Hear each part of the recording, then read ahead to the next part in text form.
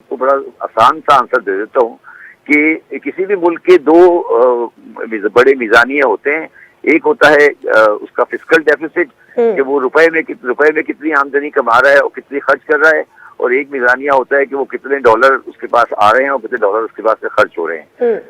दोनों मीज़ानिये जो पाकिस्तान के हैं वो आज के हालात में पाकिस्तान की रियासत के पास ये खूबी नहीं है कि वो मीज़ानियों को बराबर कर सके।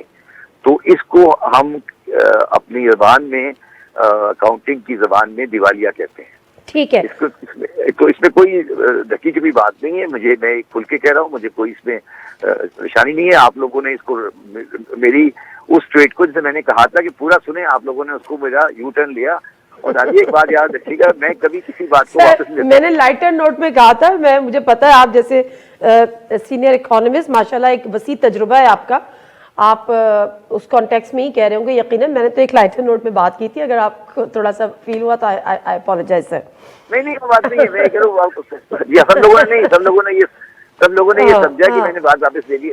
मगर मैं ये बात, अच्छा मैं इससे एक बात मैं आगे और ऐड कर देता हूँ कि मैं ये बात भी बिल्कुल दुरुस्त है और मैं इस बात से 100% एग्री हूँ कि जो आज की पोजीशन है इसमें इस गवर्नमेंट का कसूर अगर 100 है ना, तो आटे में नमक के बराबर है। पाकिस्तान का जो पिछला 50 साल गुजरा है आफ्टर ईस्ट पाकिस्तान, उसमें पाकिस्तान कभी भी माशी तौर पे समझ नहीं सका है और वो रोजाना के बुनियाद पर खराबी की तरफ जा रहा है। तो अगर ये हालात जो चल रहे हैं, अगर ये चलते रहे, तो पाकिस्तान के अवाम जो है, आम आदमी जो है, वो निहायत परेशानी में चला जाएगा। बिल्कुल ऐसे ही है, बिल्कुल। जो मैंने आप बात की थी, इसकी गूंज आपने नेशनल सिक्योरिटी की मीटिंग में सुन ली है कि उन्होंने कहा है कि पाकिस्तान की माशी जो इनसिक्योरिटी है वो पाकिस्तान की नेशनल सिक्योरिटी के लिए मसला बन गई। शबर ज़ैदी साहब, जनरल साहब ने एक सवाल छोड़ा, उन्होंने कहा कि जी जो आपने इंडिकेटर्स यहाँ पर बयान किए, तो जो आपका फिस्कल डेफिसिट है उसके साथ साथ आपका जो ट्रेड इम्बैलेंस है, अगर ये दो इंडिकेटर्स हैं तो इनमें क्या डिफरेंस है और पहले कितना था? बिल्कुल जनरल साहब ने बिल्कुल सही सवाल किया है, मैं दोनों का जवाब दे देता हूँ। फिस्कल डेफिसिट जो है वो हमारा जब 18 की पिछली गवर्नमेंट थी उससे प्रिंसिपली कम है, तो मगर वो एक्चुअल में ज्यादा है। अब आप बोलेंगे कि मैं दो मुख्तलिफ बातें कर रहा हूँ। हमारा फिस्कल डेफिसिट इसलिए ज्यादा है कि जब आप पुराने कर्जों के ऊपर इंटरेस्ट देते हैं तो हर साल आपका डेफिसिट बढ़ता जा रहा है। तो पाकिस्तान का फिस्कल डेफिसिट हर साल में ज्यादा हो जाता है, चाहे आप खर्चे वही रखें और आमदनी बढ़ाते जाएं, क्योंकि आप एक बहुत बड़ा अमाउंट कर्जों में दे रहे हैं, तो तकरीबन अब 3000 बिलियन के करीब पहुंच चुका है। और उसी बुनियाद पर मैंने कहा है कि पाकिस्तान अपने अंदरूनी कर्जे पे नहीं कर सकता, जो कि तकरीबन 25 खरब रुपए के हैं। तो फिस्कल डेफिसिट की मद में जो गवर्नमेंट की पोजीशन है वो मैं समझता हूँ बराबर है कि पहले वाली गवर्नमेंट से, खराब नहीं है। दूसरी पोजीशन जो आई है आपकी करंट अकाउंट डेफिसिट की, उसमें पाकिस्तान की तारीख का 32 साल 30 जून 2018 था। 30 जून 2018 से 32 साल पाकिस्तान में कभी नहीं आया जिसमें 35 बिलियन डॉलर का ट्रेड डेफिसिट था। और अगर रेमिटेंस माइनस करें तो रेमिटेंस माइनस उस वक्त 15 थी, तो 15 के बाद पाकिस्तान ने एक साल में 2018 में जब गवर्नमेंट नहीं आई थी तो 15 बिलियन डॉलर का ट्रेड डेफिसिट किया था। ये PMLN गवर्नमेंट की आखिरी साल था। तो जो PMLN गवर्नमेंट वाले हैं वो तो किसी को मुंह दिखाने के लायक नहीं है। वो बात कोई और बात करे तो उनकी बात मान लो, ठीक है। अच्छा दूसरी बात जो है वो ये है कि इस गवर्नमेंट ने आकर ट्रेड डेफिसिट को कंट्रोल किया 2019 और 20 में, और ट्रेड डेफिसिट हमारा तकरीबन पॉजिटिव में चला गया, हमारा करंट अकाउंट पॉजिटिव में चला गया। मगर उसके बाद गवर्नमेंट कंट्रोल नहीं कर सकी और 2021 और अब जो इस साल चल रहा है ये बहुत खराब साल है। इन सालों में हमारा तकरीबन नेट डेफिसिट जो है 15 बिलियन डॉलर के करीब आएगा, मगर वो 15 फिर भी वो 2018 से कम है।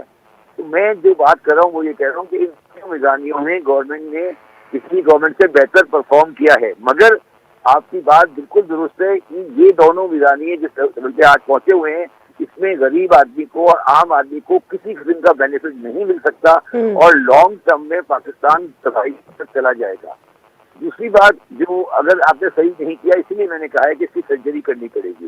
दूसरी बात जो लगारी साहब जो कह रहे हैं कि पाकिस्तान में जो ये हम जो हमारे मुल्क में इन्वेस्टमेंट नहीं है, وہ بات بھی میں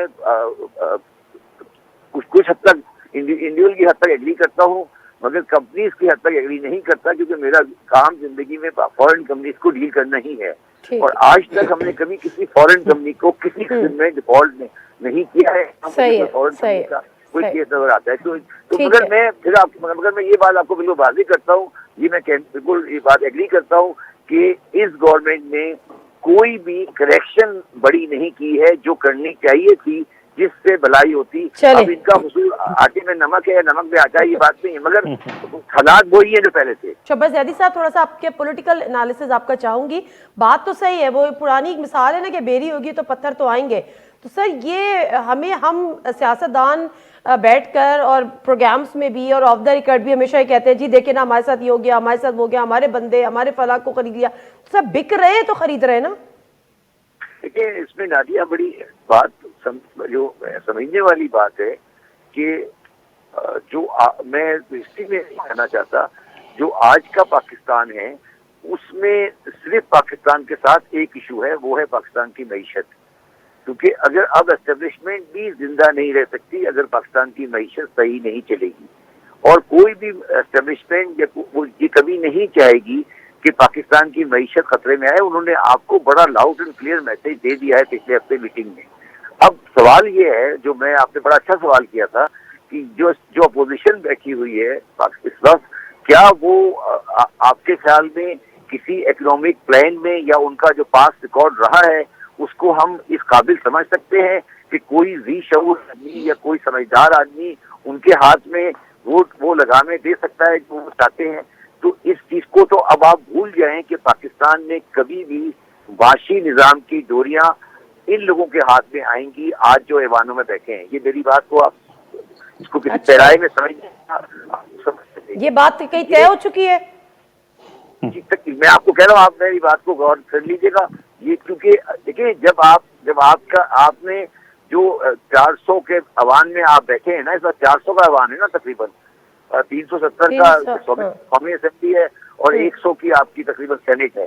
آپ کو 470 بندوں میں ایک بھی فائنل منسٹر نہیں ملا نا ابھی تک. ہم جو ہمیشہ سے سنتے آئے کہ جی جمہوریت کو موقع دیں. 2013 کے 2008 کے الیکشن 5 سال پہلی دفعہ ملک کی تاریخ میں مکمل ہوئے. 2013 دوسری ایک پوری حکومت مکمل ہوئی جو کہ پولیٹیکل گورنمنٹ تھی. پھر 2018 اور لیکن نذیر لغاری صاحب ابھی جو شہباز زیدی صاحب نے بات کی ہے کہ یعنی 470 کے ایوان میں اگر آپ کو ایک فائنانس منسٹر نہیں مل سکا اور کوئی ایسا آپ کے ہاتھ مائنڈ نہیں ہے کہ جو اکانومی کو سنبھال سکے، تو کہیں یہ طے ہو گیا ہے اور آئندہ آنے والے دنوں میں معاشی پالیسیز یہ پارلیمنٹ نہیں بنائے گی. بات یہ ہے کہ میں ان لوگوں میں ہوں جو یہ سمجھتے ہیں کہ سیاستدانوں کو، سیاسی اداروں کو کام کرنے نہیں دیا جاتا. سیاستدان ڈی پولیٹیسائز ہوئے ہیں. ایک بات کی اجازت ہے کہ کرپشن کرو اور کوئی بھی کچھ بھی نہیں ہوگا، آپ جو کچھ کرنا ہے کرو، لیکن آپ کوئی بنیادی نوعیت کے فیصلے نہ کریں. کوئی صنعتی پالیسی نہ لائیں، کوئی تجارتی پالیسی نہ لائیں، کوئی لیبر پالیسی نہ لائیں، کوئی زرعی پالیسی نہ لائیں. اس طرح کی پالیسیوں پر کام نہ کریں. یہ آپ کو لگتا ہے کہ اکنامک فریڈم نہیں دی گئی، معاشی حالات کو سنبھالنے نہیں ہوتی ہے بھائی. آپ کو کیا ہوا جو آپ نے 3 سال لگا دیے تھے ایک بات میں کہ خط لکھو، یہ اس طرح سے خط لکھنے سے کیا نتیجہ آ گیا؟ پھر آپ نے ایک ٹائم لگا دیا کہ جناب وہ کیس ہے، کیا کہتے ہیں، وہ جو منصور اجاز کیس لایا تھا اور جس کے اوپر آپ نے بنایا تھا کہ جناب یہ کیس جو ہے وہ میمو کیس ہے، میمو گیٹ کیس. کیا ہوا؟ آپ نے ٹائم ضائع کیا. میں کہتا ہوں ٹائم ضائع کیا. میمو گیٹ نکل آیا. پھر میمو گیٹ کا کوئی یار نتیجہ نکالو نا. آپ نے وہ لایا، اس کا نتیجہ نکالو. پاناما کا نکالا آپ نے، پاناما کا نکالا اور اس کے اندر کیس کیا، وہ سزا ہو گئی، وزیر اعظم ہٹ گیا. آپ پیسہ کتنا لائے واپس؟ ہر جمعہ سے اتوار اپنے پسندیدہ پروگرام خبر سے خبر کو یوٹیوب چینل پر دیکھنے کے لیے ڈان نیوز کے آفیشیل یوٹیوب چینل پر آئیں، سبسکرائب کریں اور بیل آئیکن بھی پریس کریں.